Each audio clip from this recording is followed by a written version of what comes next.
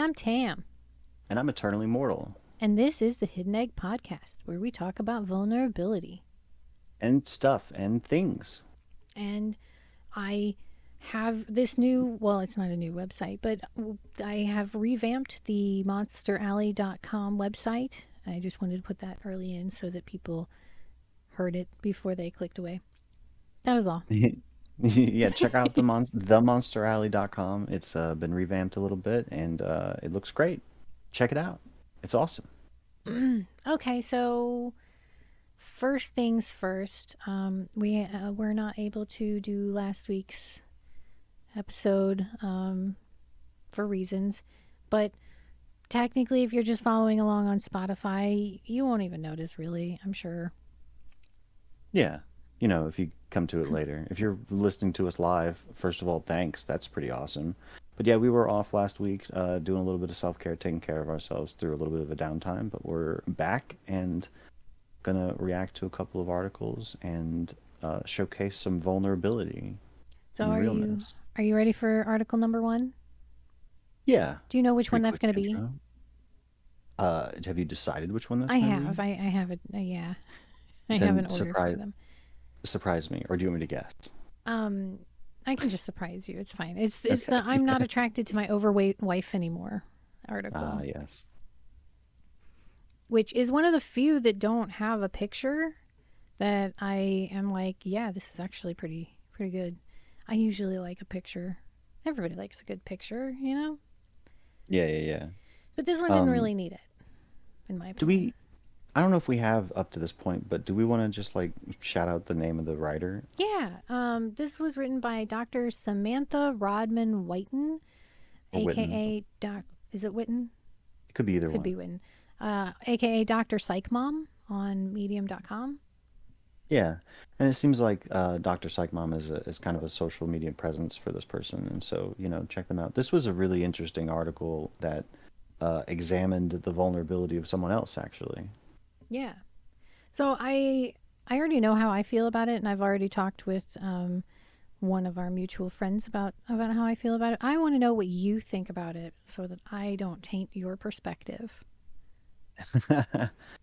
Okay, so I definitely had, I guess for context, in case you haven't read the article, of course, um, there is it's an article. It basically is a showcase of I don't know if it was a question letter or whatever, but it was a man who is no longer attracted to his wife because she's gained weight, and that's pretty clear from the title, I guess. And I struggled with the idea of a person that you love, like losing that love, any part of that love, any little, like the lust part of that love because of a change in body structure.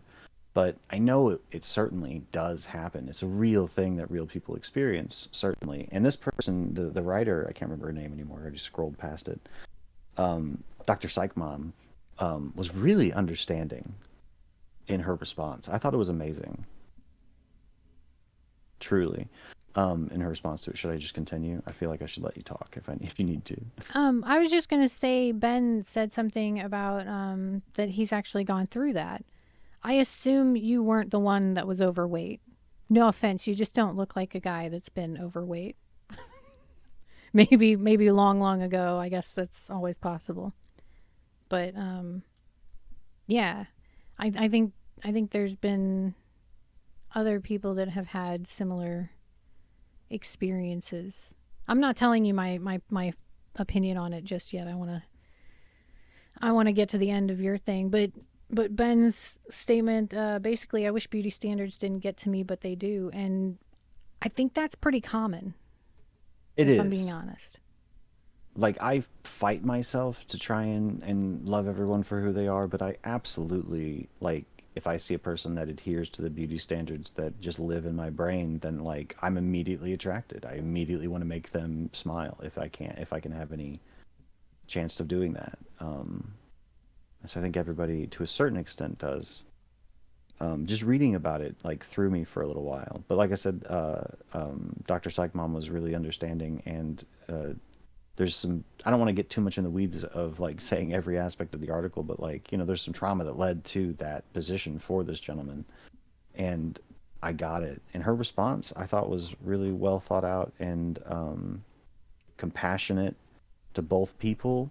I still feel like the overweight wife might just feel attacked from some of this, and so I worry about that sort of thing. But it's not really like who gives a shit what I think, honestly. That's why we're here.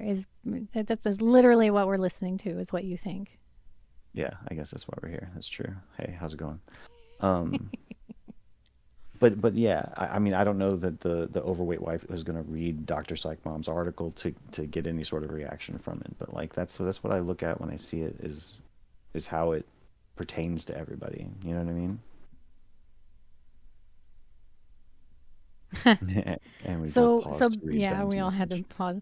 So Ben said, sometimes I feel like some people who say they're sapiosexual are lying to themselves a little. It's rare to be attracted to someone who's truly hideous, from what I've seen, and I would agree.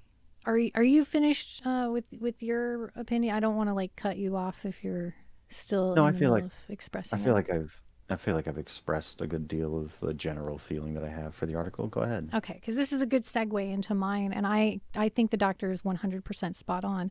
And she's gotten a lot of flack for it. Basically, she was telling him that like he doesn't get to control what he's attracted to because none of us control what we're attracted to. It's it's one thing to say if he's like going out of his way to shame her, then yeah, that's wrong. But it's another thing entirely to suggest that if she gains weight, he has to somehow change this fundamental part of who he is and what he's attracted to, regardless of the fact that she could just lose the weight. And I'm not saying that she has to lose the weight. If she's happy with that, with who she is in that body, and that's what she wants to be, more power to her. But that does not give her the license to try to change him either. Like, this might be a case where they now are no longer compatible. Yeah, and I think I read in there that they're separated or whatever, and maybe that is the right path. Absolutely, because I would want people that are in a partnership of that sort to be attracted to each other, in multiple ways, including physically. There's definitely like some people that I've seen that were over 80 and still loved holding hands and cuddling with each other. That's a physical intimacy that still exists, even though they're, you know, 80 and not necessarily up to beauty standards of today. Does that make sense? Yeah. And I mean, I'm technically overweight, right? So Sure. I don't know if I'm obese. I don't know that that's the like if I am, I'm on like the very like percentage wise, I'm on the very tip of it, maybe. But I know I'm definitely overweight. My doctors have been telling me I need to lose like 20 pounds or something. So I it hits me in the same way that it would hit the wife. I'm terrified of somebody like my partner being like, yeah, I just don't find you attractive anymore. But I don't find that to be a him problem. It's not like we actually discussed this when we started dating, where he had an obese partner and she was abusive. And even before her abuse, he like pushed himself to act like he was attracted to her because he didn't want to feel like he was too superficial. And like we talked in the beginning of our relationship, and I'm like, if I ever get to that point, we shouldn't be having sex. Like, I should be working on whatever it is that's making me obese at that point. It's not an us problem, it's a me problem. And that like that might, if that breaks our relationship, then we'll try the best we can. But like, never once did it occur to me to try to like force him to just push through it. That just doesn't make sense to me. Right. Right. This guy did specifically mention that he was nice the first several times, but then became not nice about it. And so I wonder what that looks like. And There's that's a fair. That is a good point. Like, if he's gotten mean about it, then that's definitely not okay But that might be because he had obese mother that abused him, and that could be him being triggered by her kind of kind of being in a body that reminds him of his abusive mother, which isn't her Right. fault Right. and is something that he would probably benefit from some therapy about. But Absolutely. assuming that he's not being like a complete dick about it, I mean, he might just be upset because she's trying to push him to do something that it says that they had talked about it before she gained the weight and that she used to understand, and then she gained the weight and now she's no longer understanding. So like I don't know what she's saying and doing either. I'm not going to pick sides on who's being worse here. But the Well, issue about it, the overweight sexuality attraction thing at its face value for me might just be a deal breaker now. yeah, yeah, I agree. It might be a deal breaker. And, if it does break that deal, I do hope that they go and find other loves. Excuse me a second. Sorry. Um, uh, and in the letter, there was a lot of love expressed still for the person inside the meat suit. You know what I'm saying? Right. And so, like, I'm glad to see that they seem to be like continuing the friendship. I think that that's delightful.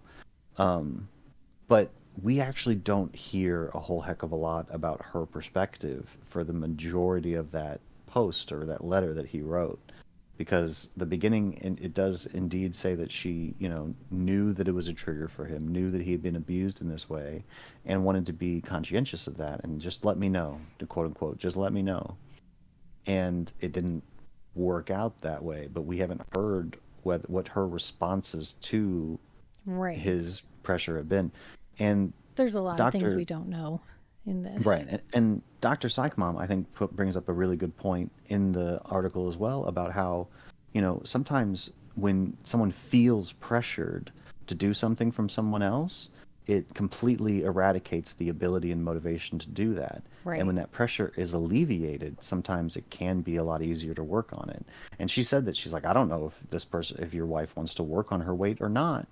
But if she does, it might be a lot easier for her to do so if you were able to just not pressure her about it.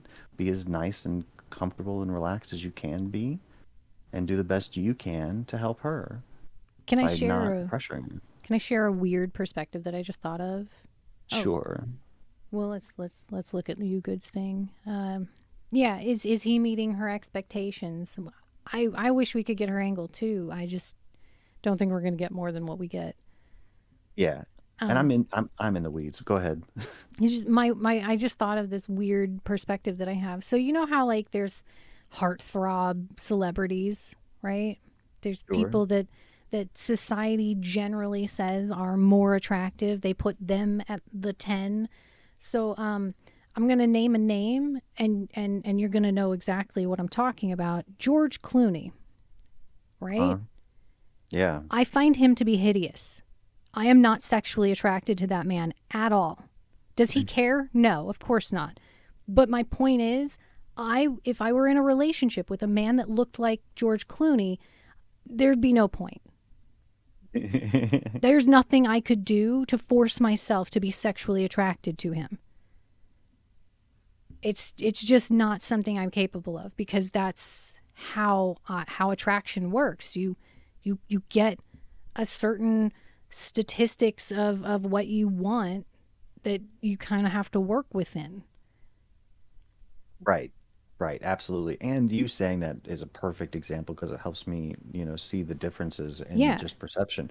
Because like for me, George Clooney as a person for the last 25 years since he was on what was it, ER or some Yeah, bullshit. not was it ER? I think I you're don't right. I think it was remember. ER. But whatever he was on for that entire time, he has looked like a caricature. He, like someone drew a face and it wanted to make it look a little exaggerated and funny. So I get what you're saying. However, George Clooney has certainly delivered lines in a smooth and confident way that I've been like, ooh, come over here, Mr. Oh yeah, I Caricature. like his personality, but there's something about him physically I am just not attracted to. Yeah, And I and I don't know totally what. I get that. couldn't tell you what. I have no Right. idea, but I do know that it is a pretty regular thing that traditionally attractive men are unattractive to me. Hmm. I am more attracted to people that are like from society's view less attractive people than I am to the ones that are conventional tens. Right.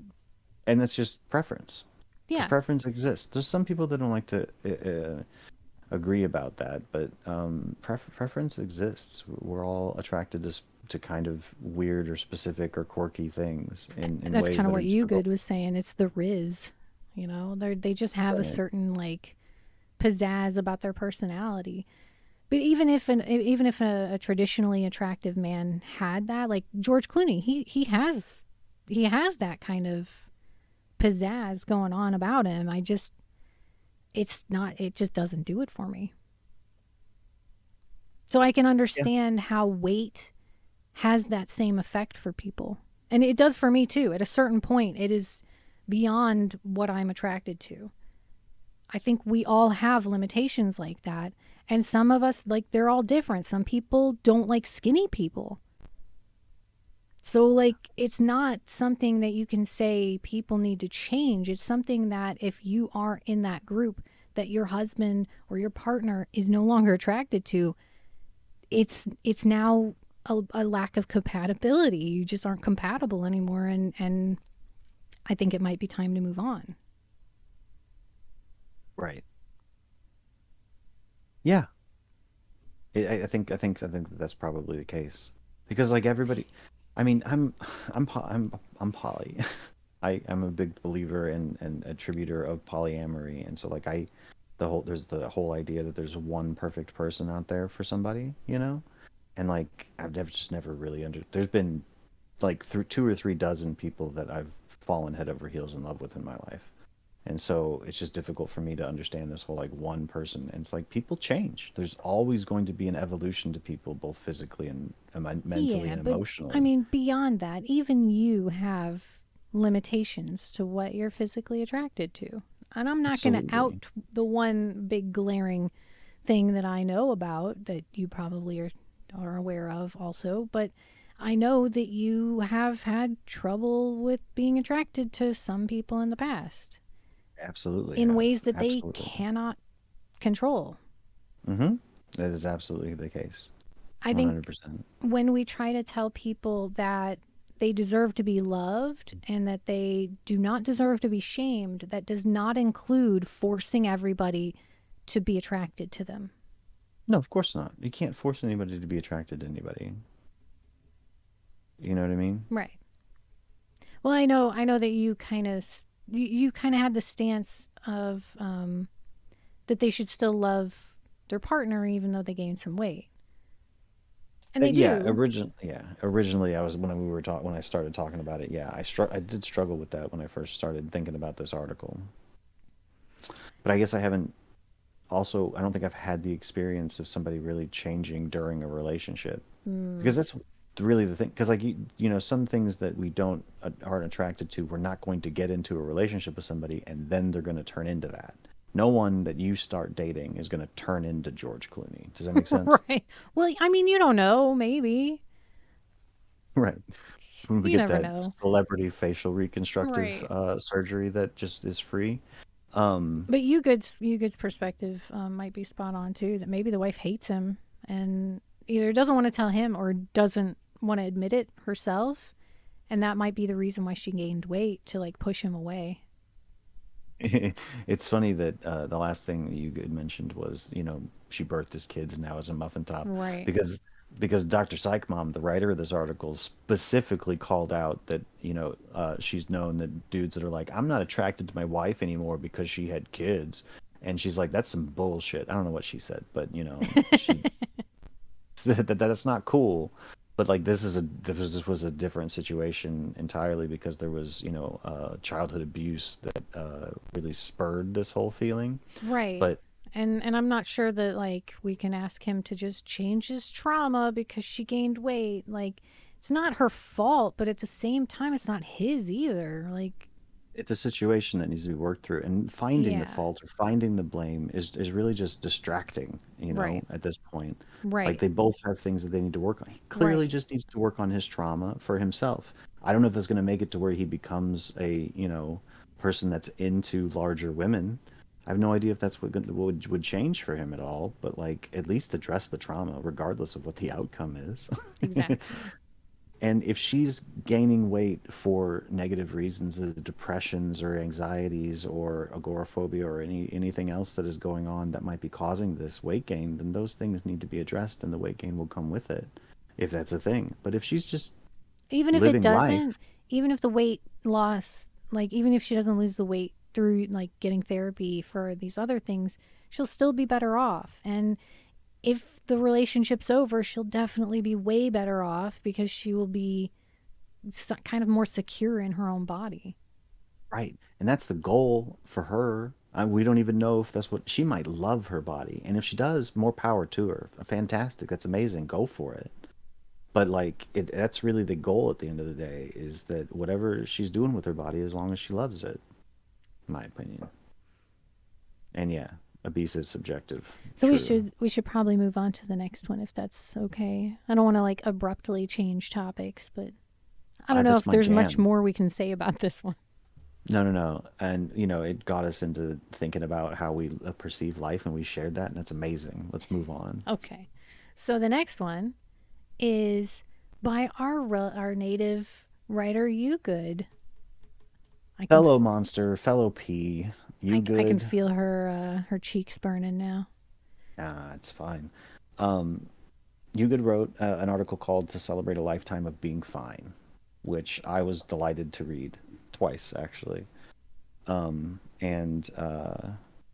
do you wanna launch into the early soliloquy this time, or shall I do it again? Oh, did you do it last time? I don't know. I feel like I always do the things, so I've been trying to like step aside so that I'm not always talking. Well, you asked me what I felt about the previous article, Yeah, and I that's kind of went true. into a That's true. Well, general that's because I didn't want to like. form my opinion. Yeah, Yeah, I and I get feel like I changed your mind there in the middle, so I feel like it was the right call. But maybe yeah, I I can. can kind of go over a little bit. Um, Yeah, so I'm not gonna go through all the specifics, but You Good was talking about something I find very relatable in that like you reach 40, which I did last year. She's turning 40 this year, and you look at your life and you're just like, what's going on here? Now her thing, like, it started out with the possibility of a party, and she you know, started thinking about like who would she even want at her party. All of her friends just felt superficial, and she, I don't know. She worked through the like idea that you know I don't need a lot of people. I just need people that love me. I need quality over quantity. real people. Real Yeah, people. not that anyone's really fake. It's just that whether or not you are in relation to the relationship. You know what I mean? Yeah. Like, and I'm sure that it is something that affects a lot of people out there because like I feel like a lot of people in America or in first world countries or the Western nations, whatever you want to say, through their 20s, it's just this, and teens, it's just this wild like gathering people fest. And some of them are people that have real connection to you. Some of them are just ancillary or incidental because of who you happen to run into in certain places. And like, really looking at some of those relationships and seeing them for how shallow they probably are is very difficult for people to see, I think. Because Hmm. there's potentially either a shame or a blame that's going to come along with it. Like, I didn't do a good enough job to make this relationship deeper, or I'm going to blame the other person for not doing a good enough job to make this relationship deeper, you know? And I Right. think that when people look at it like that, that's what comes up. But well, if you can, do you want to respond to that before I butt it? I mean, I don't. Okay. You can go ahead. I have other things to say, but I don't know that they have to do with what you're talking about. So continue. Okay, right on. I think that there's a different way to look at the relationships that we go through, like that that they are the experiences that they are. And I'm only saying this because I don't feel like we should regret the time that has gone by, but I think that it's valuable and important to be able to realize what the state of our current relationships are. And you Good's article, I'm sorry, this would be a change in topic, so if you want to go next, you can. But I was just going to say that you Good's article was so much about giving, about giving to people and not receiving in return, Yeah. about constantly just justifying anything that happened to her as being, normal, or it's fine, or it's whatever, or it's something I can get through. Yeah. And man, was that real. My I goodness. I feel a lot of the underlying, like, I don't know that maybe she did spell it out and I just forgot, but I don't know if she did or not. Um but it feels like this sort of keeping up with the Joneses sort of thing, where all of the friend groups around, middle age, everybody's still so busy trying to make sure that they have, or appear like they have, the things you're supposed to have, and that you're doing the things you're supposed to be doing. And so the friendships end up somewhat transactional. Euger's like 100%. Mm-hmm. And so instead of being real, instead of having meaning to the friendships, it's sort of like checking off the box of, I went to this person's birthday party. I saw these people at the holiday mixer, or you know what I mean? And Right. I you good asked. was kind of in the background, that she was like really trying to connect with these people. It wasn't about the status or making sure to check the box to her. It was more about, are we friends? Like, this is a time, like, this is what friends are supposed to do, and we're supposed to build more. But they weren't interested in connecting, and her way of kind of getting through that was like, it's fine, until it wasn't fine. Yeah. And it's a big moment, and it's a growing moment. It's a moment that you evolve a little bit as a person into something that knows a little bit more. But it's painful, certainly. Yeah. I I remember fondly all of my friends from high school, because when I uh, moved at the very end of middle school, I chose to reinvent myself, and I made what I felt were very close friends in high school. And like, we like pledged loyalty to each other in certain regards, Aw. me and several of them in various ways. One of them I was supposed to get married to if we both turned 30, and neither one of us were married. Uh, like, I cared deeply about those relationships. And when I look back, I still very much care about all of those people, but I certainly didn't put in myself, I didn't put in enough effort to maintain those communications. And I can certainly look back and be like, I maintained a lot of those communications for as long as they did last. And there was no effort put in from the other people too. And it's it's sad. It And is really sad. reading you Good's article, like, I kind of felt a little seen, and I appreciate that greatly. You remember my like late 20s, early 30s, like that was like my whole life. All of the Yeah. friends that I had, that I thought that they were the true ones because they had lasted through so much already, they just fell away. And I was just like, constantly just like, I need some freaking friends. I'm going insane here. And I had to learn to live without having friends. Like, I just didn't have them anymore.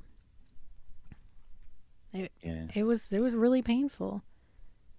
We appreciate the hugs, you Good. Yep.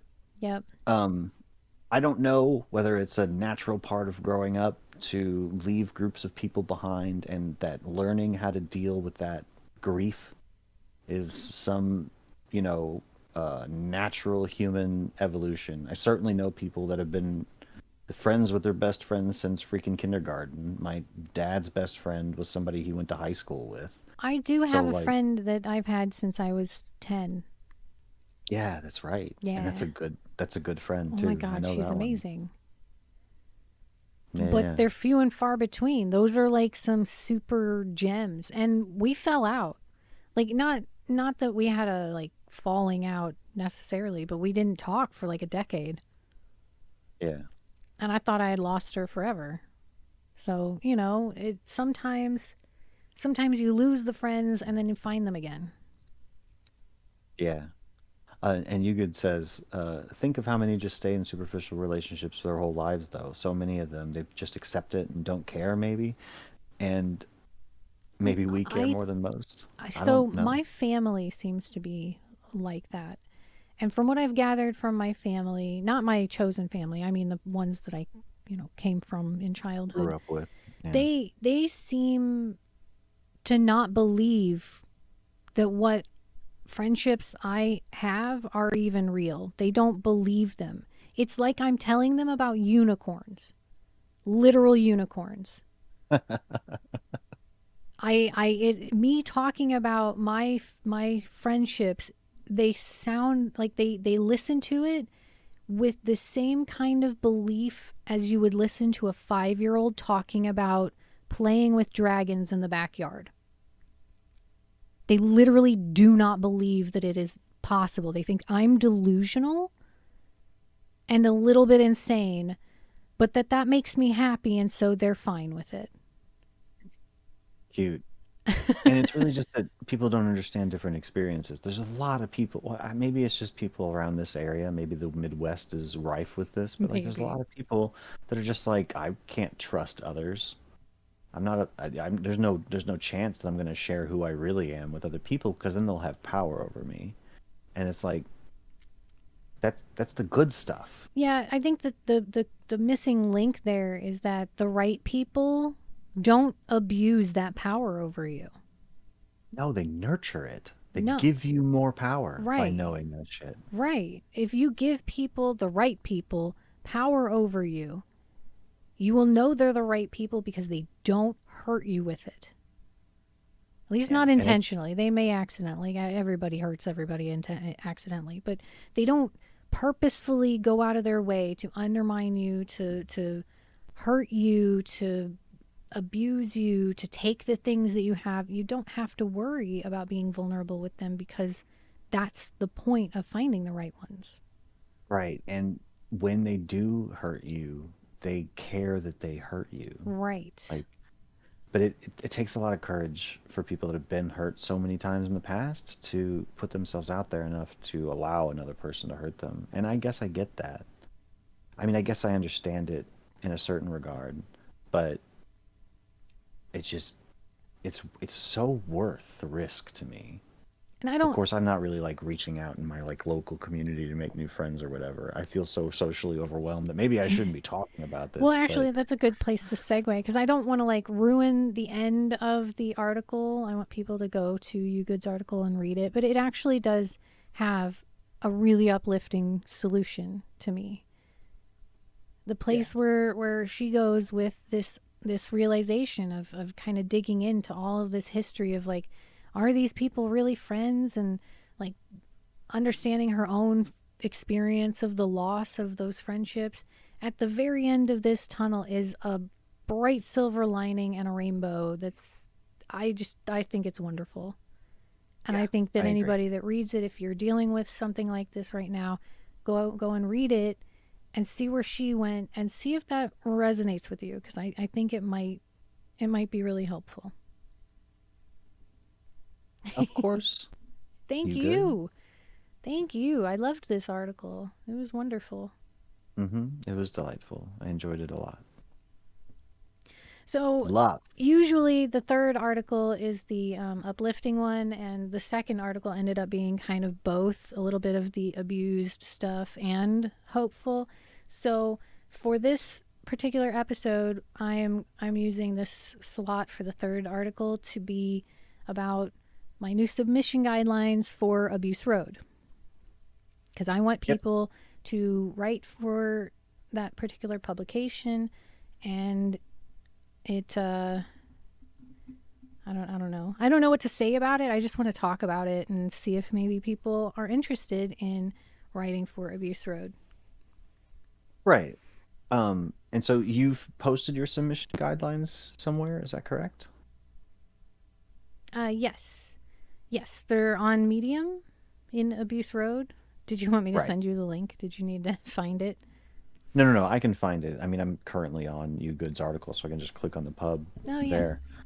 Um, but yeah. So Oh, and I feel a maybe little bit bad about that. Sorry, before you start up. I feel a little bit bad about it because I published this after I published You Good's story, and You Good used a portrait picture instead of a landscape orientation picture. Um, I'm yeah, gonna be a little stickler from here out, but I wasn't for that particular one. No, it's fine. it's okay. You didn't It's do totally anything fine. wrong, You Good. I didn't think about it when I published it, so that was completely on me. But then I put it in the submission guidelines so that from here on, please make it, the landscape because it looks better on the actual publication. No, you don't have to edit it. It's fine. No, the picture Unless you you put want on there, to. Only do the it if you picture want you to. the picture you put on there, You Good, is just fantastic. It's perfect for that. Perfect for that. Yeah, You're yeah. There are a lot of elements to that article that I really like, but I don't want to call out every single one of I them know. because everyone should check out the article. Yeah. And you can check it Anyway, out yeah. through Abuse Road. So yeah, so what I want Abuse Road to be is hard for me to really put into words, which is ironic. But basically we're kind of gonna feel this out together. I want it to be about abuse, but I Right. don't want it to get traumatic. At least Right. I want I want people to be able to go here whether they have been abused or have abused others and they're looking for change. They're looking to understand.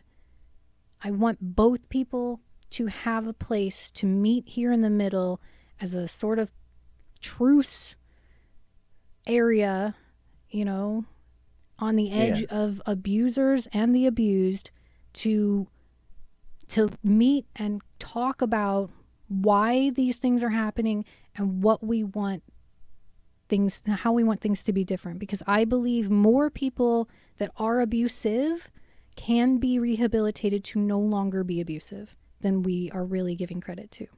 And I think Yeah. doing that would help people that are being abused be less abused in the long run.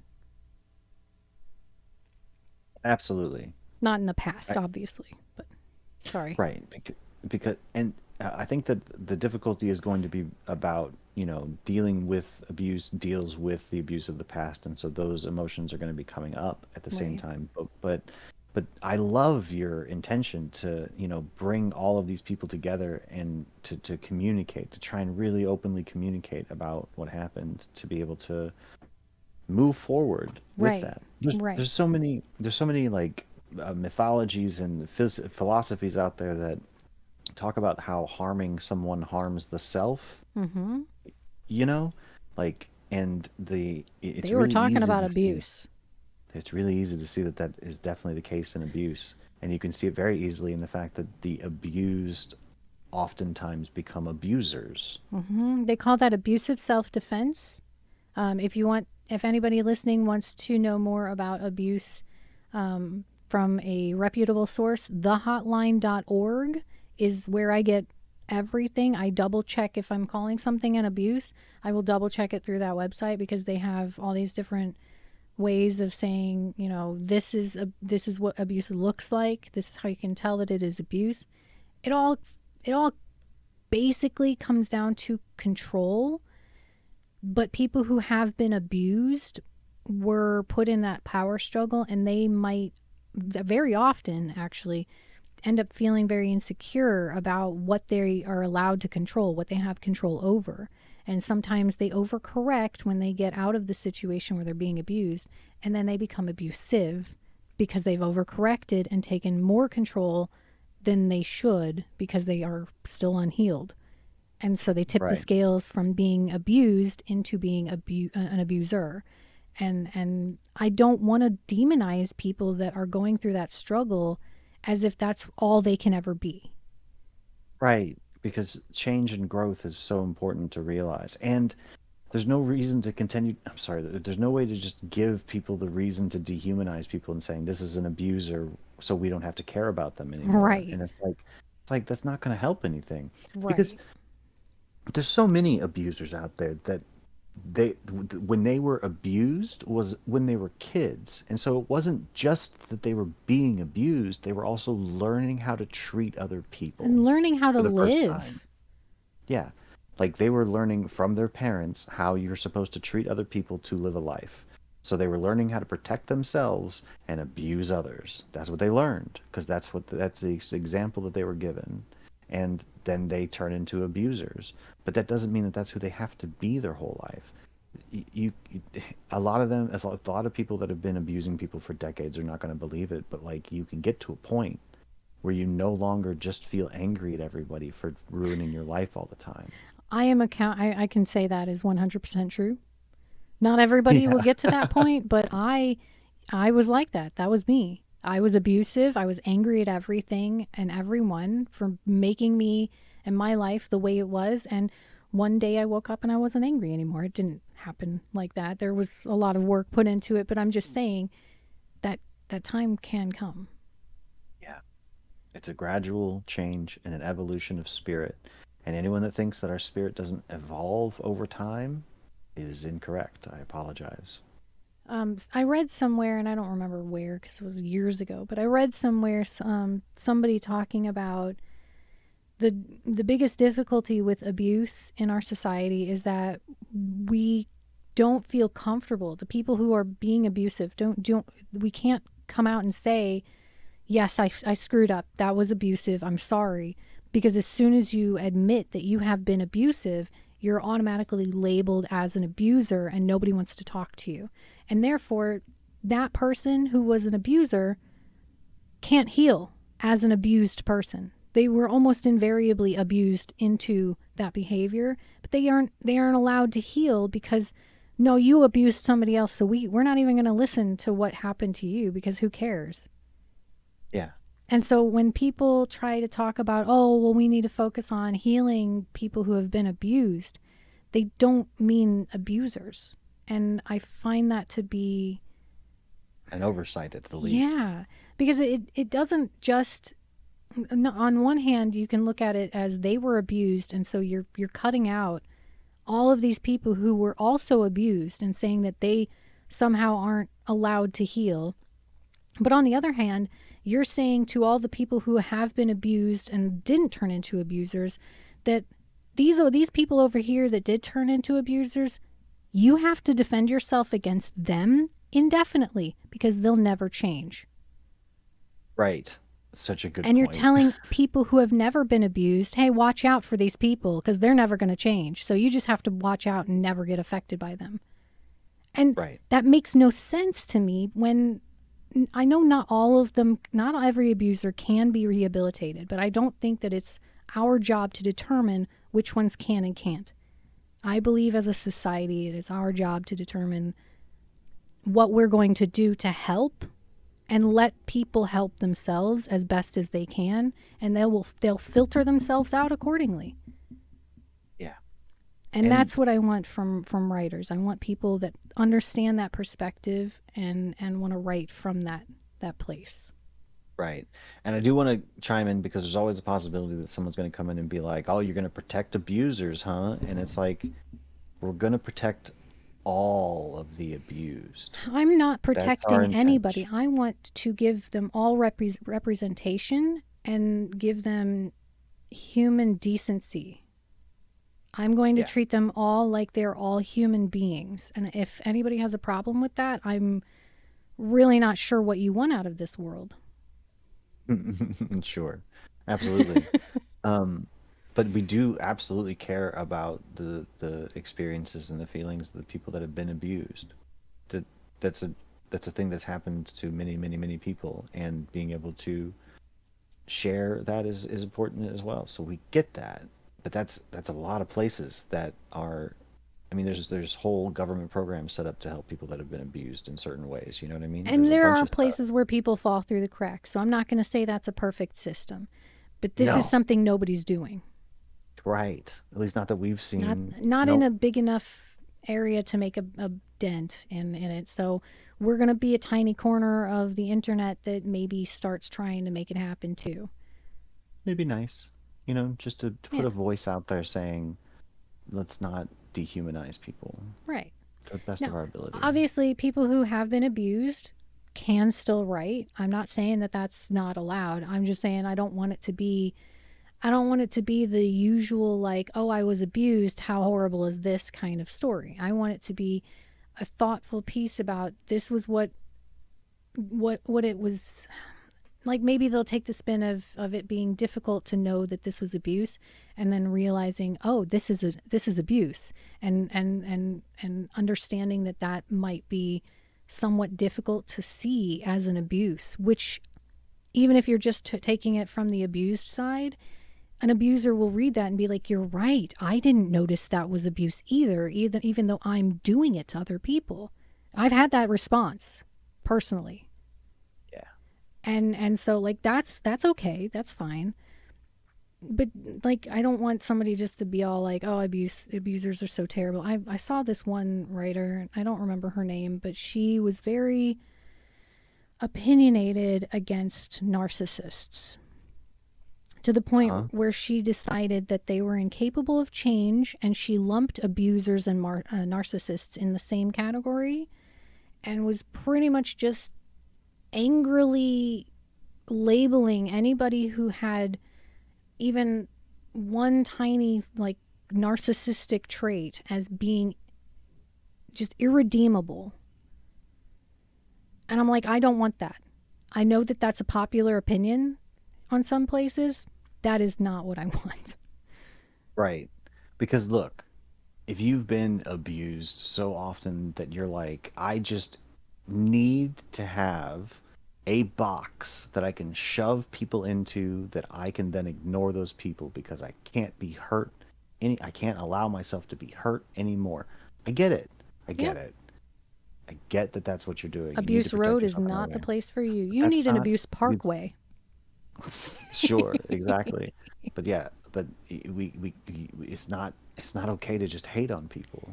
It's okay to express what you've experienced. Try not to be too traumatic, or not to be too traumatic to the reader about that. Of course, right? Am I correct in that, Right, Tam? yeah. If traumas need to be revisited, I'm going to be reading them and making sure that like, is this necessary to traumatize the reader with for the message? So that's going to be on a case by case basis. I'm not going to say that you're not allowed to talk about the things that have happened to you, but if there's not a point to it, I'm going to say that it needs to be removed or downplayed or hinted at, maybe made more vague. You get the gist. Yeah, yeah, yeah. There's all kind. I'm sorry to say it, but there's all kinds of like abuse porn out there that you can Yeah. go and read about how absolutely horrible somebody was to somebody else, and it's like that. Very. I like some pretty dark media out there, It so has its place. I'm not it saying has that it's bad. I'm just saying right. that's It's not what got I its want for place. Abuse You Road. can find it if you want it, but Right. it's not going to be on Abuse Road. Right. That's it. That's really Yeah. the intent there. Is not to overwhelm readers. It's to help people to think about what goes into it and to try and just help people abuse less. Yeah. Because that's the way we get there is And by to helping notice people what abuse abuse even less. is. Right. Because if I'm being honest, Which that's at least half the problem on both sides. On the side of being abused and on the side of being abusive, half the problem is that you don't even know what abuse is. yeah. And then the other Yep. half is not knowing what you could do instead. hmm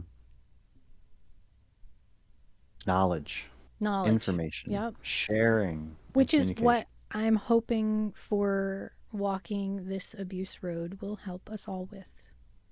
Yep. That's my We'll intent. see.